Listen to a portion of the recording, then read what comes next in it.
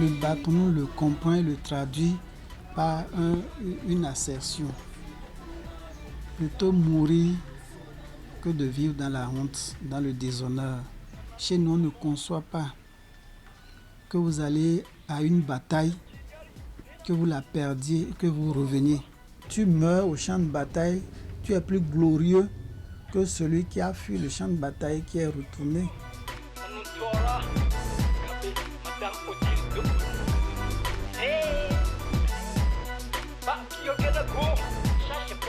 Quand vous ne pouvez pas défendre votre honneur, quand vous n'avez pas de dignité, on commence par soupçonner votre naissance. C'est-à-dire votre avenir même est remis en cause. Et c'est ça qui permet aux parents de préparer les enfants à la succession. N'oubliez pas que dans notre société, nous avons une caste de griots, par exemple, qui doit chanter vos louanges, qui doit faire le panégyrique de votre famille. Mais si dedans, là, il y a des cas de déshonneur, c'est comme un grain de sable dans votre nourriture. Ça devient indigeste. Donc on ne peut pas vous louer avec toute la gloire qu'il faut.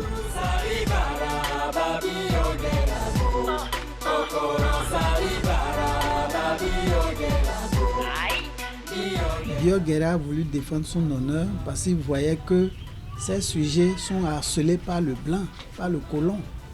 Et il ne comprend pas que lui soit là, lui sur qui les populations comptent, et que le blanc vienne les martyriser, les traumatiser et qu'ils ne puissent pas réagir. Il y a un autre exemple aussi de deux résistants. Le premier, c'est Tamasuno Bonuki qui est mort à Bonuki. Quand il est allé, lorsqu'on lui a dit que Sakayema est tué, il dit lui ne peut pas rentrer. Même Sakayema à la bataille, il n'est pas allé combattre pour être défait. Donc il a préféré mourir au champ de bataille.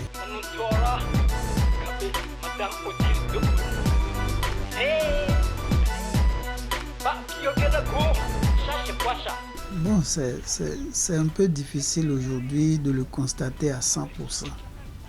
À 100% parce qu'on est plus nombreux, les besoins vitaux s'accroissent et bon, les partisans de moins d'efforts aussi deviennent nombreux. Et ça fait que, bon, on constate de temps en temps des dérives.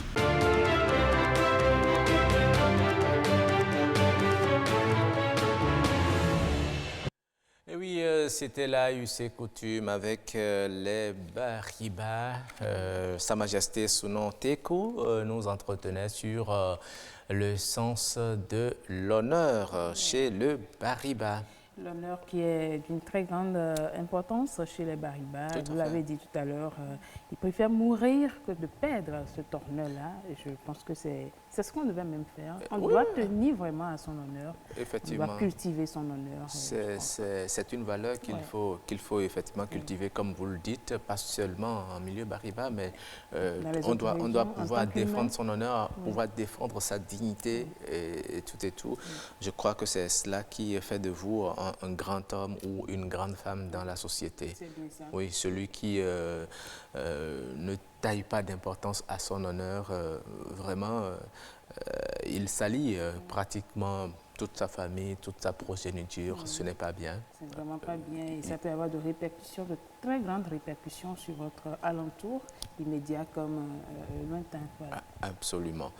Oui, Marcel, c'est le moment de passer au prénom africain.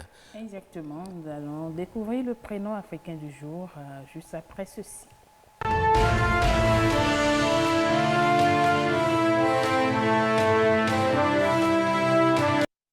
Cette semaine, nous sommes dans l'ère culturelle IDH et nous retrouvons Thomas Akparo. Bonjour monsieur, bonjour madame la journaliste. Bonjour Thomas Akparo, comment allez-vous? Je vais très bien vous-même, vous allez très bien j'espère. Ça va très bien aussi. D'accord. Alors cette semaine nous retrouvons encore notre ère culturelle Idacha. Voilà. Idacha pour ne pas dire l'ère culturelle Yoruba en général, puisque c'est l'ère culturelle Yoruba qui couvre qui couvre tout ce qui est Idacha, Icha, Tchabé et autres. Okay. Alors ce matin, je vais commencer par dire, pas citer un proverbe qui dit Odo Tongbagbe, Orisonre, Bibelomangbe, c'est-à-dire une rivière qui oublie sa source finit par se tarir. Ce qui voudra dire que si nous oublions là où nous avons quitté, nous allons finir par nous perdre ou disparaître complètement. C'est pourquoi d'ailleurs je vous remercie pour l'initiative et surtout pour ce que vous faites pour le développement de notre culture. Absolument. Merci de nous accompagner aujourd'hui. Et nous parlons de quel prénom déjà? Oui, ce matin nous allons découvrir le prénom Kolawole. Kolawole, oui. Kolawole qui est une phrase en Yoruba. Pour ceux qui comprennent la langue Yoruba, cela voudra dire Ko Ola Wole. Ko qui veut dire ramasser, Ola qui veut dire richesse et Wole c'est de faire rentrer. Alors Kolawole. La richesse et je fais rentrer dans la famille. Kolawole voudra dire faire rentrer la richesse. Ko Ola Wole. Ko Ola na Wole. Donc ramasse la richesse et fait la rentrée. Donc ramène la richesse à la maison, faire rentrer la richesse.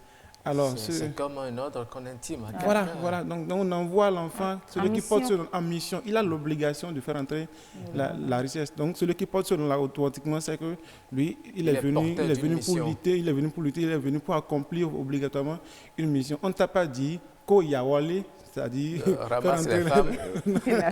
Non, il y a la pauvreté. Voilà. Donc, automatiquement, si tu portes ce prénom, tu dois savoir que tu dois tout faire pour effectivement accomplir le désir de tes parents.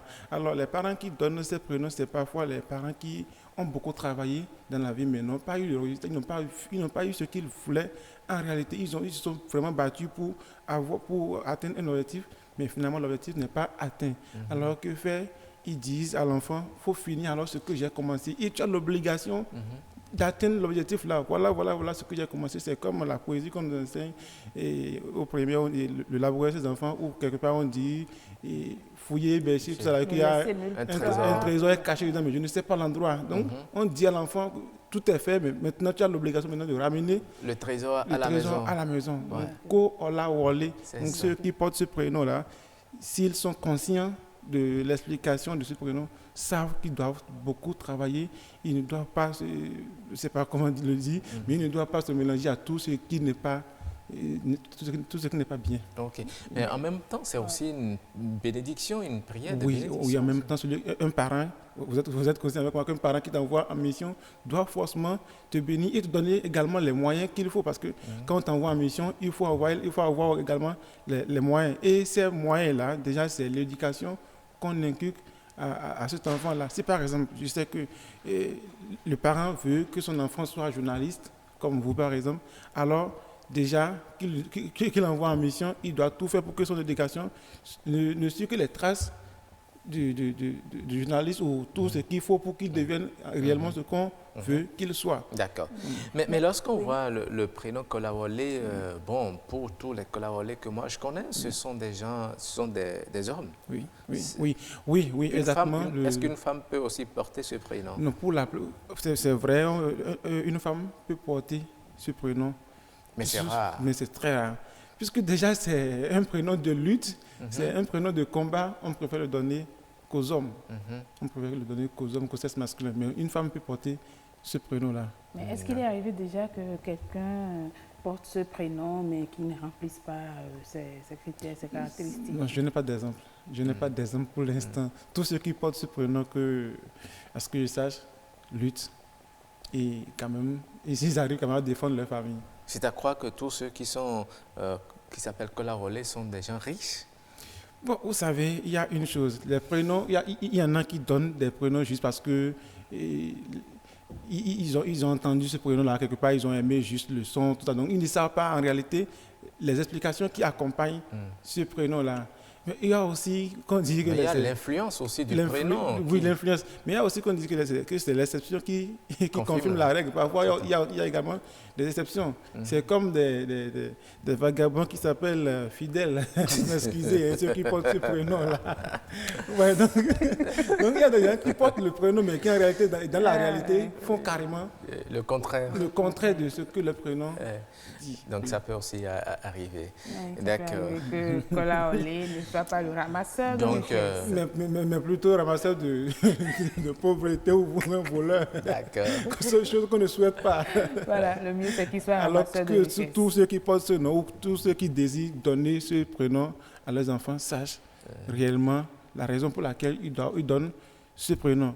Et cela ne voudrait pas dire, voilà, on t'appelle Kolawole, va ramasser la richesse. Non, il faut l'éduquer, il faut le mettre sur le droit chemin. Il faut mettre à sa disposition les moyens qu'il faut pour atteindre vraiment, véritablement cet objectif-là. L'enfant également doit savoir que oui, je suis en mission pour mes parents et j'ai l'obligation également de ramener la richesse-là à la maison. Et au prix de sa sueur. Voilà. Et peu importe la position, il peut être né comme Benjamin. Oui, peu importe la position, Kolawole se donne comme il faut. D'accord. Tu as envie de donner Kolawole Non, c'est un bon prénom. Bon, malheureusement. Il y en a qui donnent également Bolaji. Bolaji, oui, Bolaji, par exemple, là, c'est que l'enfant est né dans la richesse. Il est venu retrouver la richesse. C'est un prénom qu'on donne souvent au Benjamin, c'est-à-dire, bon, le monsieur il a déjà travaillé, il a l'argent, l'enfant est né en dernière position, il a tous les moyens, il a tout à sa disposition. Donc, Bolaji, il doit être... C'est différent de... Kolawole. Oui, Bolaji, lui, il a vu la richesse, mais Kolawole, il va chercher. D'accord. Merci beaucoup, Thomas Akparo. C'est moi qui vous remercie. Oui.